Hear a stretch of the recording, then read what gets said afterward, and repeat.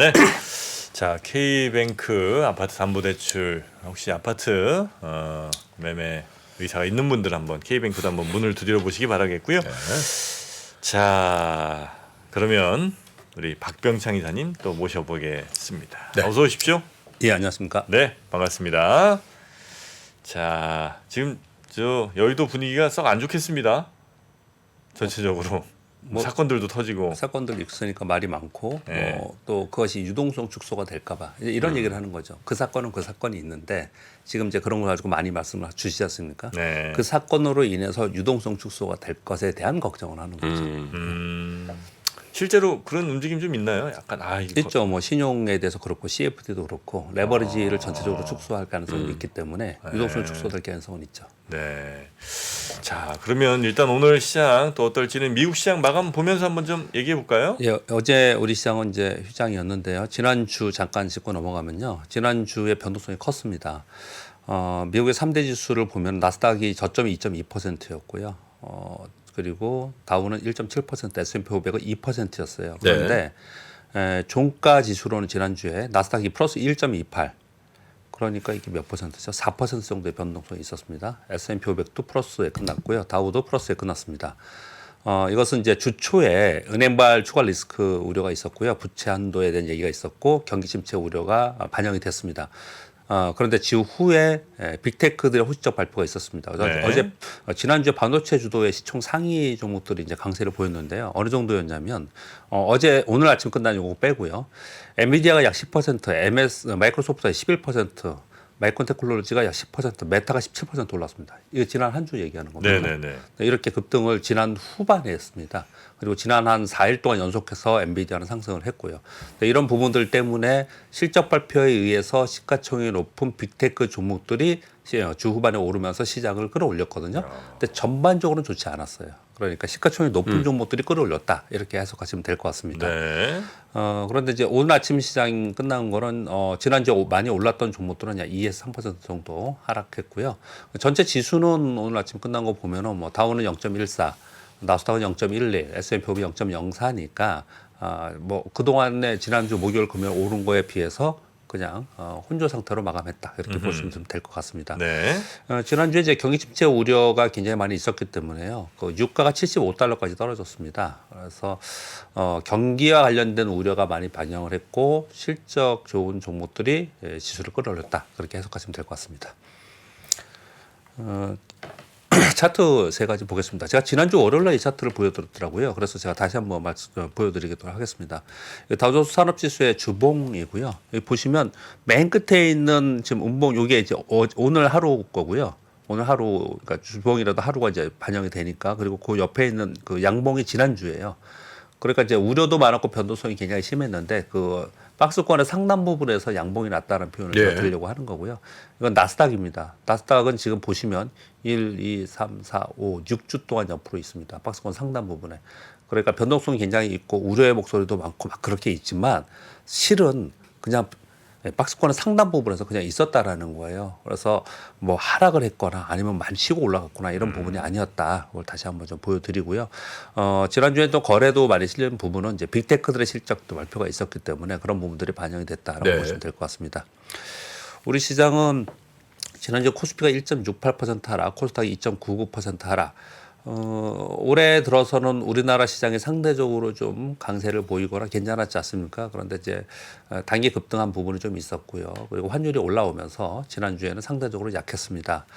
코스닥이 3% 하락한 거는 이제 최근 급등했기 때문에 그 급등한 종목들이 많이 빠졌기 때문에 그렇죠.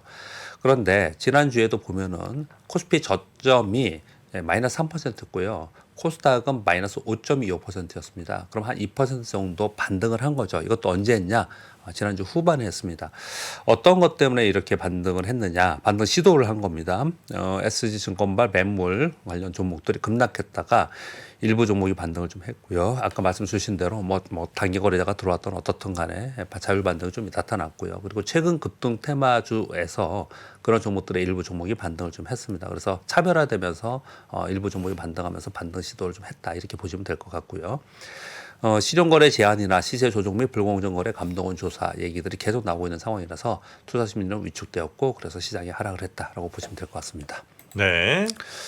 이번 주는 우리나라는 5일 금요일 휴장입니다. 그래서 오늘부터 3일간만 우리 시장이 열리는데요. 근데 중요한 것이 있죠. 세 가지가 있는데요. 하나는 FOMC 회의가 있습니다. 네.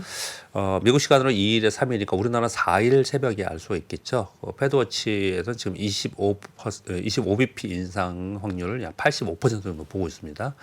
그래서 요 좀 이따 다시 말씀드리겠지만 이 지금 FOMC 회의에서 이번에 금리 인상 폭도 중요하지만 금리 인상을 멈추는 그 시점을 어디로 할 거냐 뉘앙스가 나올 거냐. 만약에 나온다면 호재로 볼 가능성이 높고요. 근데 만약에 그렇지 않다라고 한다면 그런 기대감에 의해서 시장이 아까 보여드렸듯이 박스권 상단 부분에 있었잖아요. 그 부분이 또 다시 한번 박스권으로 다시 들어오면서 하락 조정이 있을 수 있다. 이렇게 해석을 많이 하고 있습니다. 실제로는 6월에 점도표가 나와야지 확실히 알 수 있는 부분이고요. 그렇지만 이건 이제 중요한 거고요. 그리고 또 한 가지는 애플 실적 발표가 있습니다. 뭐 그 외에도 뭐 포드, AMD, 퀄컴 뭐 이렇게 주요 기업들 실적 발표가 있는데 애플 실적 발표는 중요하죠. 뭐 시장을 왔다 갔다 할 수 있는 그런 상황이기 때문에 요걸 4일날 실적 발표를 합니다. 그래서 요걸 이제 중요하게 보고 있는 거고요. 그리고 ADP 민간 고용 보고서는 3일날 나오고요. 5일날 미국의 고용 보고서가 나옵니다. 요 세 가지 정도가 이제 중요한 것인데 우리 시장은 화수목 3일 열리고 그리고 금요일은 또 반영을 못 합니다. 그래서 우리 시장은 이 자체가 크게 영향을 주지는 않을 것 같습니다. 그래서 시장 방향은 크지 않을 것이다. 네. 그렇게 좀 판단하고 있습니다. 장이 잘 될 때는 우리가 저쪽에 빠질 때 휴장이 되고 네. 장이 안 될 때는 맞습니다. 저쪽 오른 날 휴장도 꼭 그렇더라고요. 저는 오랫동안 봤을 때 맞습니다. 예. 그 시간의 운때도 상당히 필요합니다. 그러니까. 예. 운이란 그래요. 표현 써서 좀 그렇긴 한데. 장이 되는 때는 예. 폭락할 때 우리가 피해가 연휴라고. 그죠? 예, 맞습니다. 이상하게 그렇더라고요. 이상하게 그러고 나서 연휴 끝나는 날 갑자기 살짝 올라죠. 예, 맞습니다. 그럼 또 우리는 살짝 그냥 살짝 편승해. 예. 스무스하게 가고. 근데 그게 사실은 우리 시장이 괜찮다는 얘기. 사실은 결과적으로 보면. 모르겠어요. 그러니까 이번에는 뭐 여러 가지 변동성이 있는 한 주가 있을 수 있는데 우리 시장이 어떻게 반영을 할지 좀 볼 필요가 있고요. 뭐 이번 같은 경우에는 미국이 지난주에 목요일 금요일 날 급등했어요, 사실은요. 지수도 그렇지만 그렇죠. 반도체 종목이 급등을 했거든요. 근데 우리 반영 못 했죠. 월요일 날 반영 못 했잖아요. 근데 그런 부분들을 오늘 이제 반영을 좀 해야 되는데 오늘 아침 끝난 거 보니까 좀 더 밀렸어요. 근데 전체적으로 오른 폭에 비해서는 조금 밀렸어요. 그래서 조금 오늘은 좀 긍정적으로 반영할 개연성이 있다. 저는 그렇게 좀 보고 있는 상황이고요. 네. 좀 전에 말씀드린 바와 같이 FOMC 회의 결과의 금리 인상 폭과 중단 시점의 코멘트에 따라서 등락할 것인데 정확히는 이제 6월 FOMC 회의 후 점도표에서 확인이 된다. 그리고 애플 등 주요 기업의 실적 발표에 따라서 섹터가 연동한다. 우려와 기대가 동시에 반영하고 있는데 지금 기적 지표상으로 보면은 박스권 상단을 일단은 한번 돌파 시도를 할 수 있지 않나. 그러니까 아래보다는 위쪽으로 좀 기대하는 그런 상황에 이제 월가의 자료들 그리고 분석 자료들 뭐 이런 부분들을 좀 우리가 볼 수 있는 상황이고요. 우리나라는 코스피는 2,500포인트 돌파 후 조정을 보이고 있습니다. 제가 이거 여러 차례 설명드렸습니다. 기술적 분석은요. 다시 한번 볼까요? 코스피 주봉입니다. 이 박스권이 2,500포인트인데 이걸 그렇게 오랫동안 못 돌파합니다. 설명을 드렸었고요. 이걸 돌파했습니다.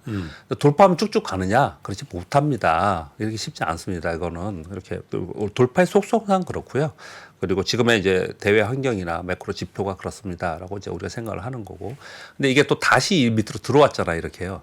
이 밑으로 내려오니까 또 다시 여기서 반등 시도를 좀 하지 않습니까? 그렇기 때문에 이걸 지지하느냐가 굉장히 중요합니다. 이걸 역할 반전이라고 하거든요. 기술적 지표에서는. 역할 반전. 예. 저항이 지지가 되는 역할 반전이 확실하게 해내면 시장의 분위기는 또 사뭇 달라집니다. 그래서 이 2,500포인트를 지지하고 다시 올라가 주느냐 생각을 해보세요. 여기서 만약에 지난번에 2,560인가 70 정도까지 올랐죠. 여기 지금.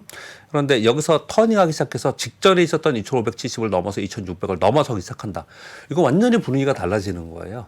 그렇기 때문에 이 지지하느냐를 지금 지켜보려고 하는 거고 이번 주에 이것을 벗어나기 쉽지 않겠죠. 아까 말씀드린 바와 같이 우리 이번 주에는 3일뿐이 장이 안 열리고 미국의 불확실성, 변동성이 있기 때문에 우리 시장은 요 근방에 있을 개연성이 상당히 있다. 2,500포인트 위에는 있지 않을까 이렇게 판단을 좀 해보고 있고요. 그 지수에 투자하는 돈들이 네. 전체 시총에서 굉장히 비중이 큽니까? 아니면 미미합니까? ETF가 예. 크죠. ETF가. ETF는 예. 크다. 예. 왜 여쭤보냐면 예. 지수에 만약 투자한 애들이 예. 돈이 굉장히 크면 예. 저게 지지선도 되고 뭐 예. 저 저항선도 되고 뭐 그럴 것 같아요. 예. 예. 근데 그 금액이 작으면 사실 저게 의미가 있나 싶어. 아니 패시브 자금이 훨씬 크죠. 아 그게 커요 훨씬. 예, 예, 훨씬 크죠. 훨씬 예, 크죠. 그거는 훨씬 크죠. 그럼 뭐 저럴 수 있겠네요 예, 진짜. 예. 몇 선에 예. 뭐 걸쳐놓아서 뭐 산 사람들 산 그 세력들도 있을 테고 뭐 이럴 테니까. 그렇죠. 왜냐하면 여기 이제 돈이 중요한 거는 패시브 자금이 훨씬 크고 지수 영향력이 있는데 여기서 지수가 안정이 돼야지 종목도 있는 거거든요. 네, 그렇기 때문에 이런 것들을 보는 거다. 네네. 지수 플레이 때문에 보는 것보다는 이제 그런 의미로 말씀을 드리는 거고요. 네. 그 다음 하면은 코스닥의 주봉입니다. 이거 뭐 말도 안 되는 표현보다 엄청나게 급등을 했죠. 그러고 나서 지금 음봉도 굉장히 큽니다. 근데 이게 아래 꼬리가 이렇게 달려 있죠. 이게 지난주 거거든요.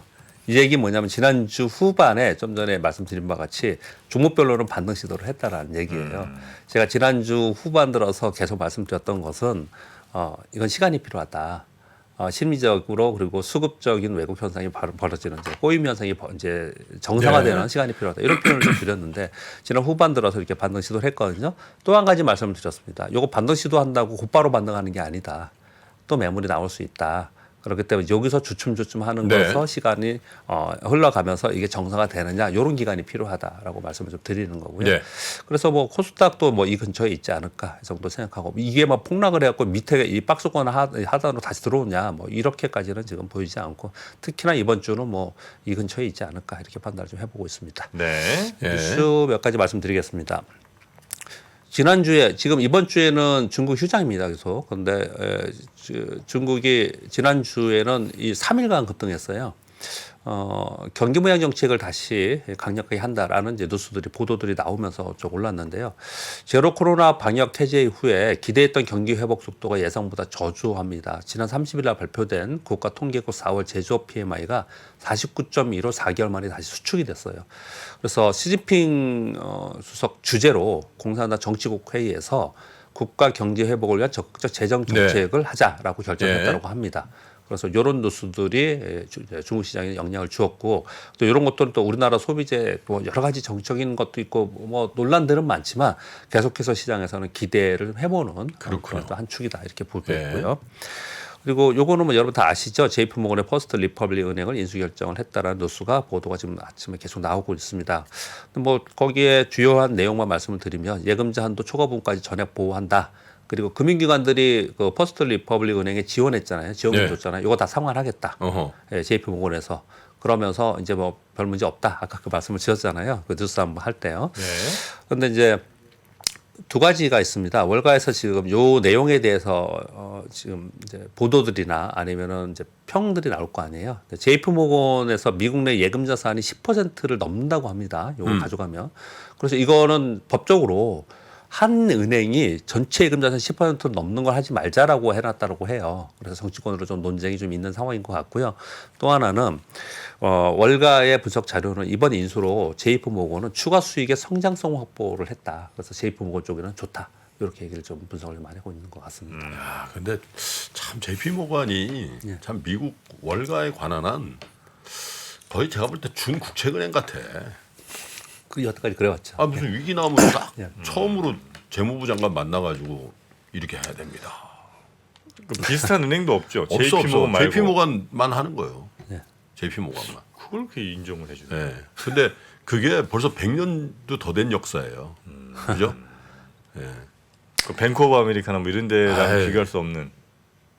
그래 대형 은행인 건 사실이죠. 1등, 2등, 3등인데 JP모건, 체이스, 뱅크 오브 아메리카, 웰스파고 뭐 쭉 있는데 넘사벽이야. 그 기능에 대해서. 그죠? 그렇죠. 예. 지난주에 그 일본은행 기준금리 동결한 내용이 있었죠. 그래서 그 기대감으로 해서 엔화가 좀 강세로 가다 다시 약세로 갔습니다. 완화적 통화 정책을 유지한다라고 했고 10년물 목표금리 0% 유지, 잔존만기 10년물 국채 매입을 계속하고 금리 보호도 가이던스를 폐지한다. 요거는 뭐 계속해서 알고 계셔야 되기 때문에 가져왔습니다.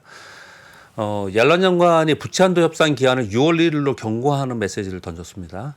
5월 내에 한도 상향하지 못하면 6월 1일 내 미국 재정 디폴트에 간다. 경고를 좀 하고 있는 상황입니다. 협박하는 거죠. 예, 협박하는 거죠. 그래서 저도 이렇게 빨간 것을 써놨는데 이렇게 내용을 좀 있습니다. 빨리빨리 합의해라. 예, 1분기에 예상보다 낮은 GDP 성장률 나왔잖아요. PCE는 좀 더 높게 나왔고요. 그러니까 지금 미국의 언론 보도는 2분기부터 마이너스 성장하면서 자칫 이제 스태그플레이션 조짐 우려가 있다. 이런 뉴스들이 나오고 있는 상황이고, 5번 뉴스부터 전해드리면 월스트리트저널 보도인데요. 지금 미국 상업용 부동산 침체 우려 얘기 나오잖아요. 이건 근데 지역별로 좀 다르긴 합니다. 근데 샌프란시스코 지금 계속 예를 드는 건데요. 고금리와 임차인 부족으로 인해서 상업용 부동산 불량 대출이 급증하고 있다. 샌프란시스코의 빌딩 공시률이 30%인데 코로나 이전에 약 7배 수준이다. 예를 든 게 하나가 어떻게 나왔냐면 샌프란시스코의 22층 건물 하나가 2019년도에 4천억이었는데 현재 800억으로 매물이 나왔다고 합니다. 이런 얘기들을 하면서 이제 걱정을 하는 거예요. 5분의 1 수준이에요? 그렇죠. 예, 이런 얘기들을 하면서 이제 걱정을 하는 거죠. 제가 오늘 샌프란시스코 갑니다. 가서 내가 현장에서 확인해서 예. 동영상 찍어서 보내드리겠습니다. 예. 좀 더 깎아보세요 이거. 왜? 안 살라고? 300억까지. 이러한 우려의 이제 보도들이 나오고 있고 네. 지금 GDP 성장률도 예상보다 부진하게 나왔잖아요. 이런 상황 속에서 아까 김 프로님 말씀 주신 말씀대로 옐런 장관이 딱 이렇게 경고를 하는 거예요. 그래서 제가 빨간 것으로 쓴 내용이 저는 이렇게 이제 분석을 합니다. 경기 둔화에 대해서 재정 정책에 대해서 지금 여력이 별로 없는 거예요. 그래서 영준이 역할을 해달라. 네. 라고 하는 것이다. 저는 그렇게 생각을 좀 하고 있습니다. 그래서 네. 이러한 부분들도 이번에 FOMC 회의 끝나고 파월 의장의 코멘트 이런 부분들을 함께 살펴볼 필요가 있지 않나라고 예. 생각하고 있습니다. 여섯 번째 뉴스는 삼성전자가 반도체 감산한다는 추가 보도 얘기가 나왔습니다. 추가로 이런 얘기들을 계속 하고 있는 상황이에요. 지난번에 반도체만 4.6조 적자 발표를 있었죠. 하반기에 감산을 점차로 늘려서 원래는 10에서 15% 감산 예정 얘기를 했었거든요. 예. 그런데 기존 생산량의 최대 25% 정도까지 감산하겠다라는 얘기들이 지난 후반에 나왔습니다. 아마도 이런 내용들이 미국의 반도체 주식들을 좀 올렸을 가능성도 있어요. 사실은 우리 어제 안 열렸지만요. 삼성이 감산을 밝히고 그리고 곧바로 그 디램 익스체인지에서 현물 가격이 있잖아요. 그 디램 가격이 곧바로 반등을 했습니다. 물론 회복이 돼가지고 아주 좋은 건 아니지만 어떻든 요런 코멘트 이후에 반등을 했다라는 뉴스가 좀 나와 있는 상황이고요. 마지막 뉴스는 K 콘텐츠 사상 최대 무역 흑자라는 뉴스가 있네요. 저건 앞으로 계속 사상체를 지칠 겁니다. 한국경제연구원 발표가 있었는데요. 2022년 콘텐츠 수출 금액이 130억 달러. 이 130억 달러가 어느 수준이냐? 2022년 작년에 가전이 80억 달러, 전기차가 98억 달러. 네. 이거 한 17조 되는 거예요. 17조? 제가 일부러 그래서 130억 수치를 이면 갖고 온 거예요. 16, 17조 되는 거죠. 비교하면 대단한 거죠. 이 비교를 안 해놓으면은 130억 달러 이렇게 체감이 안 오잖아요. 대단한데. 예, 대단한 거예요. 네? 이걸 뛰어넘는 수준으로 성장을 했다라는 거죠. 네. 근데 절대 비중 게임이 제일 많고요. 음악과 방송이 이제 늘어나고 있는 그런 상황인데 2013년 전에는 컨텐츠 부분의 무역 적자였거든요. 네. 15년도에 2억 불 흑자였다고 합니다. 근데 이게 지금 마지막 차트를 보면은 지금 12.3억 달러 지금 무역 흑자가 된 거거든요. 그래서 네. 이 부분 더 키워서 우리가 좀 구멍 난 곳에 한쪽을 좀 메워야 되지 않을까. 그러면서 또 반도체 회복이 되고 이렇게 가야 되지 않냐. 이런 이제 연구 보고 자료들이 지금 나오고 있는 상황입니다. 네. 샌프란시스코가 그 실리콘밸리 그쪽 맞죠? 그렇죠. 샌프란시스코. 네. 거기가 지금 장난 아니라는데요. 그렇죠. 그것도 도시 막 마약에 노숙자. 거기가 이제 저런 데들이 있지 않나요? 메타 뭐 이런 그 그렇죠. 빅테크들이 거기 있는 거예요. 네. 그러니까 다 그 걔들이 동네죠. 그쪽에서 네. 저거잖아요. 뭐라 그러죠? 재택근무 네. 한참 했었잖아요. 그래서 더 그런 걸로 보여집니다. 지금 도시가 뭐 좀 무시무시한 모양인데 한번 잘 좀 다녀오시고 안전하게 안전이 최고입니다. 차에서 함부로 내리지 마시고. 아이, 뭐, 저한테 못까지 오세요. 헤이 안전 불감증 안 됩니다. 네. 샌프란 요즘 저 마약이랑 뭐 이런 것 때문에 굉장히 도시 분위기가 좀 안 좋은 모양입니다. 그러니까 지금 이제 미국에 노숙자들이 엄청 늘어가지고 뭐 그렇다고 그러더라고요. 특히 서부 쪽에. 왜냐면 동부는 겨울에 너무 힘드니까 서부는 그래도 약간 견딜만 하거든. 날씨가 덜 추워서요? 뉴스에 그렇지. 그런 뉴스가 나와요. 그래서 그 화장실에서 자는 거 순서 입장권이 있다고 말해요. 공중 화장실 뭐 이런데.